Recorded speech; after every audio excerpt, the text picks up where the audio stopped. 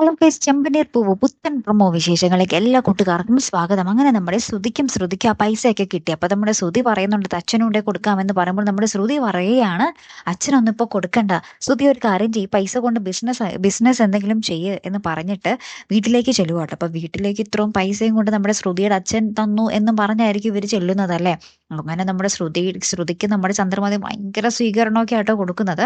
അപ്പുറത്ത് നമ്മുടെ ചച്ചിക്ക് മുട്ടൻ പണിയുമായിട്ട് നമ്മുടെ ആന്റണി പിന്നെയും വന്നിരിക്കുകയാണ്. സച്ചി ഏതോ ബാറിലാറ്റിയാണെന്ന് തോന്നുന്നു കയറിയിട്ട് ഇങ്ങനെ ഗ്ലാസ്സിലോട്ട് ഇങ്ങനെ മദ്യം ഒഴിക്കുന്ന ഒരു വീഡിയോ നമ്മുടെ ആന്റണി എടുത്ത് സോഷ്യൽ മീഡിയയിൽ ഇടുകയോ എന്തൊക്കെയോ ചെയ്യുന്നുണ്ട്. അതിന് പിന്നാലെ നമ്മുടെ സച്ചിയുടെ കാറിന് പിന്നാലെ നമ്മുടെ പോലീസ് വന്നിട്ട് സച്ചിനെ ആ കാറിൽ നിന്നും ഇറക്കി കാറും കൊണ്ട് നമ്മുടെ പോലീസുകാർ പോകുന്ന ഒരു ദൃശ്യങ്ങൾ തന്നെയാട്ടോ നമുക്ക് കാണുവാൻ സാധിക്കുന്നത്. അപ്പൊ സച്ചി അവിടെ റോട്ടിൽ ഇരുന്ന് കരയുന്നൊക്കെ ഉണ്ട് കേട്ടോ.